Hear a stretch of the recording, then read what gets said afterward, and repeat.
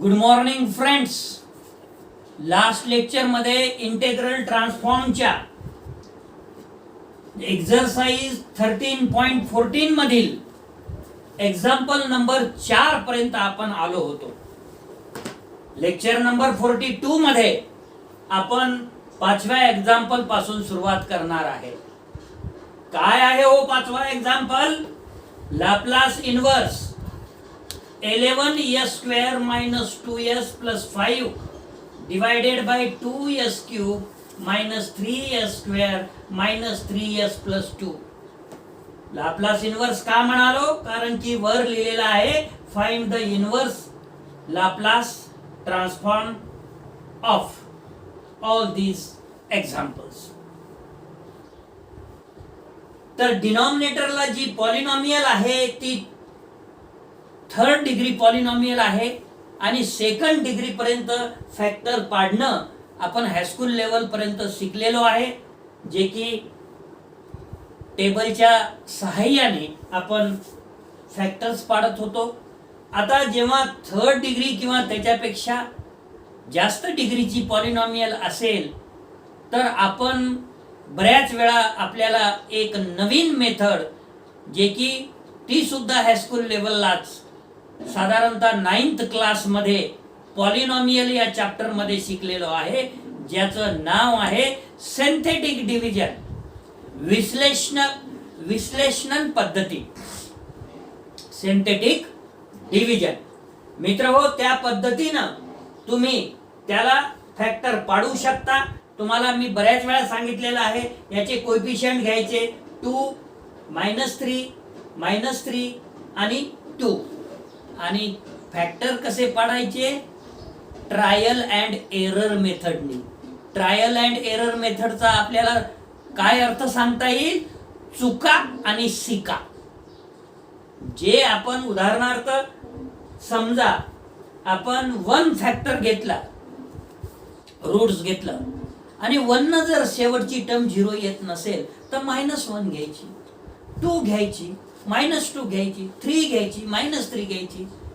नाही फॅक्टर पडलं, नाही 0 आलं तर आपण याच्यातून हे शिकलो की हे त्याचं रूट नाही. आणि 0 आलं आणि रूट्स मिळालं, फॅक्टर पडलं तर त्याच्यातून आपण हे शिकलो की त्याचा हे फॅक्टर आहे. मग ते मी काही तुम्हाला सांगणार नाही, तुम्हाला ते करता येते. s+1, s-2 आणि 2s-1 असे 3 फॅक्टर या पॉलिनॉमियलचे पडतात आणि तुम्ही जर हे मल्टिप्लाय केलं तर तुम्हाला हे मिळून जाईल 100%. आता आपल्याला याचं पार्शियल फ्रॅक्शन या मेथडने हे प्रॉब्लेम सॉल्व करायचा आहे. Solution: we have Laplace inverse 11s² minus 2s plus 5 divided by 2s चा क्यूब minus 3s चा वर्ग minus 3s plus 2 which is equal to Laplace inverse in bracket 11s चा वर्ग minus 2s plus 5 divided by s plus 1 s minus 2 आणि 2s minus 1. Let us first resolve 11s² minus 2s plus 5 divided by s plus 1 s minus 2 आणि 2s minus 1 into partial fractions. आणि म्हणून 11s² minus 2s plus 5 divided by s plus 1 s minus 2 2s minus 1 which is equal to a upon s plus 1 plus b upon s minus 2 plus c upon 2s minus 1. आता आपल्याला एक तर LCM काढण्याची पद्धत आहे किंवा डिनॉमिनेटरला जेवढे factor आहे तेवढ्या फॅक्टरनी दोन्ही साईडला, याला आपण इक्वेशन नंबर 1 म्हणू, 1 ला जर मल्टिप्लाय केलं तर आपल्याला मिळेल hence 11s² minus 2s plus 5 which is equal to a in bracket s minus 2 आणि दुसऱ्या ब्रॅकेट मध्ये 2s minus 1 plus b in bracket s plus 1 into 2s minus 1 plus c in bracket S plus one into S minus two. याला equation number 2 म्हणा. आता आपल्याला दोन पद्धती माहित आहे डिटरमाइन कॉन्स्टंट्स डिटरमाइन करण्याच्या.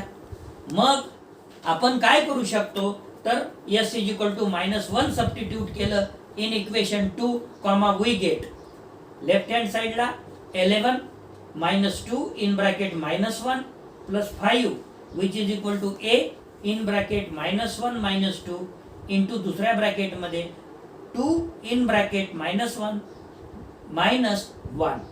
अशा पद्धतीनं लेफ्ट हँड साइडला 11 minus minus plus 2 plus 5 which is equal to A in bracket -3 दुसऱ्या ब्रॅकेटमध्ये -3. मायनस मायनस राईट हँड साइडला प्लस होऊन जाईल आणि ए इज इक्वल टू आपल्याला 18 डिवायडेड बाय 9 म्हणजे ए इज इक्वल टू 2 मिळालं. आता जसं एस इज इक्वल टू आपण -1 सबस्टिट्यूट केल्यानंतर ए ची व्हॅल्यू मिळाली. कारण काय झालं S+1 हे दोन्ही फॅक्टर बी चे कोएफिशिएंट आहेत, सी चे कोएफिशिएंट आहेत. तसंच बी ची व्हॅल्यू काढण्यासाठी आपल्याला एस इज इक्वल टू काय सबस्टिट्यूट ठेवावं लागेल 2 सबस्टिट्यूट करावं लागेल. 2 जर सबस्टिट्यूट केलं तर ए चा जो कोएफिशिएंट आहे S-2 तिथे 0 येऊन जाईल. सी ला जो फॅक्टर आहे S-2 ते 0 येऊन जाईल आणि बी ची व्हॅल्यू मिळेल. म्हणून putting S is equal to 2 in equation 2 comma we get 11 left hand साइडला 11 into 4 minus 2 into 2 plus 5 which is equal to B in bracket 2 plus 1 4 minus 1. 44 minus 4 plus 5 which is equal to B in bracket 3 into 3 आणि B ची value 45 divided by 9 which is equal to this implies B is equal to 5. B ची value 5 मिळाली मित्र हो आपल्याला. आता C ची value काढण्यासाठी आपल्याला 2s-1 हा फॅक्टर 0 येण्यासाठी एस ची किंमत जर 1/2 ठेवली तर आपल्याला सी ची व्हॅल्यू मिळते. Putting s is equal to 1/2 in equation 2 comma we get 11 into 1/4 minus 2 into 1/2 plus 5 which is equal to c in bracket 1 plus 1/2 दुसऱ्या फॅक्टर मध्ये 1/2 minus 2 11/4 minus 1 plus 5 is equal to c in bracket 3/2 दुसऱ्या bracket मध्ये -3/2. आता याचं जर calculation केलं तर इथं 11 आणि प्लस 4 11/4 प्लस 4 तर 4 न जर आपण मल्टिप्लाय केलं तर 11 प्लस -1 प्लस 5 म्हणजे 4 आणि 4 मल्टिप्लाय 4 म्हणजे 16 which is equal to C in bracket -9. 2 into 2 जे डिनॉमिनेटरला आहे ते 4 सोबत कॅन्सल झालं आणि C is equal to 27 divided by 9 म्हणजे सी ची व्हॅल्यू आपल्याला -3 मिळाली.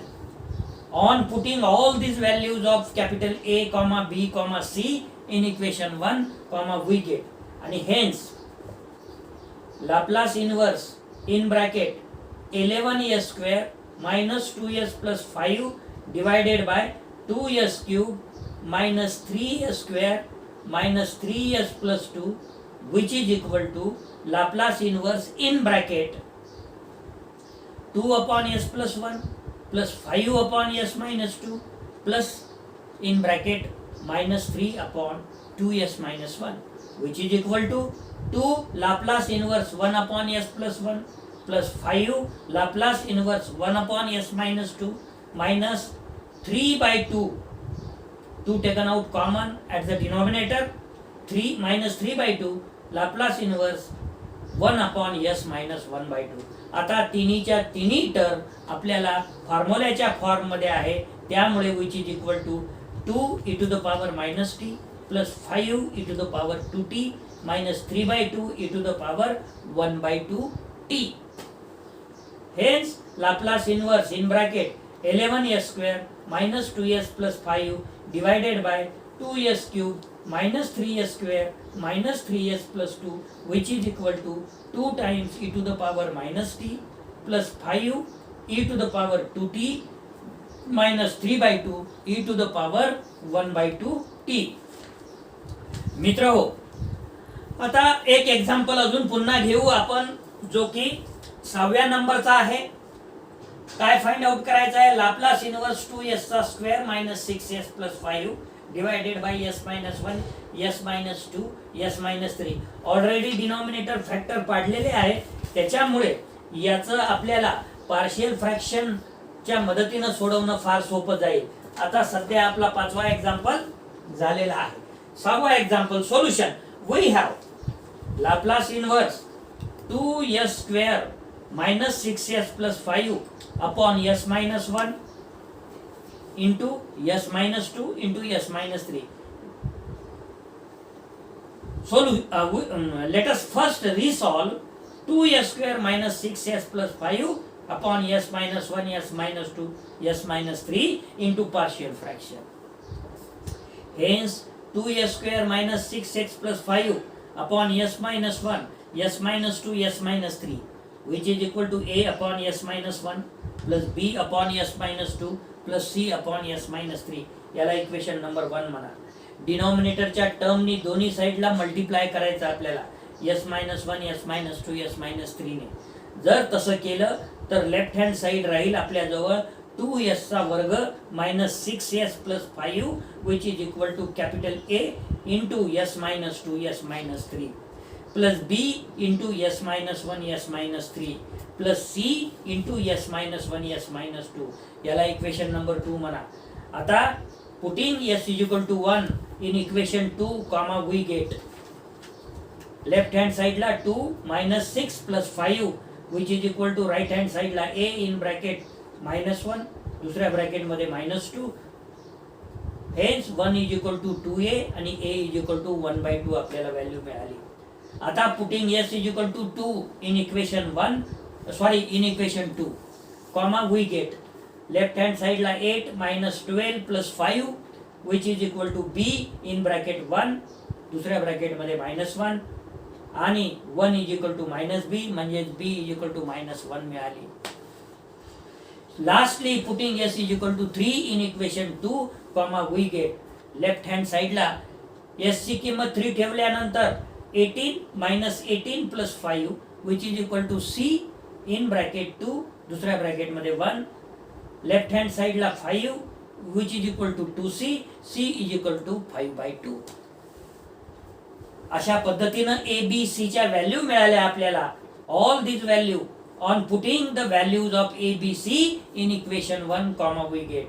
Hence Laplace inverse 2s square minus 6s plus 5 upon s minus 1 s minus 2 s minus 3 which is equal to Laplace inverse in bracket 1 by 2 upon s minus 1 plus minus 1 upon s minus 2 plus 5 by 2 upon s minus 3.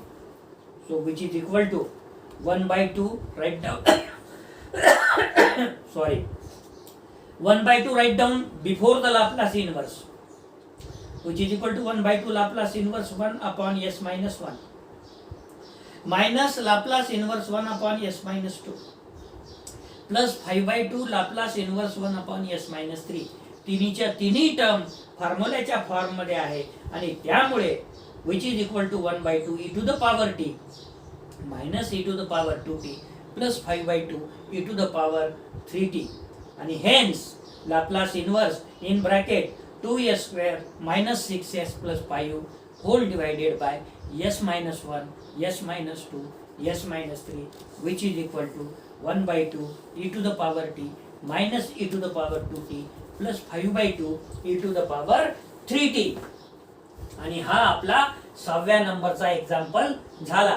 मित्र हो, उर्वरित जे examples किंवा problems राहिलेले आहेत हे आपण next lecture मध्ये घेऊ. आज आपण या लेक्चरसाठी इथेच थांबणार आहोत.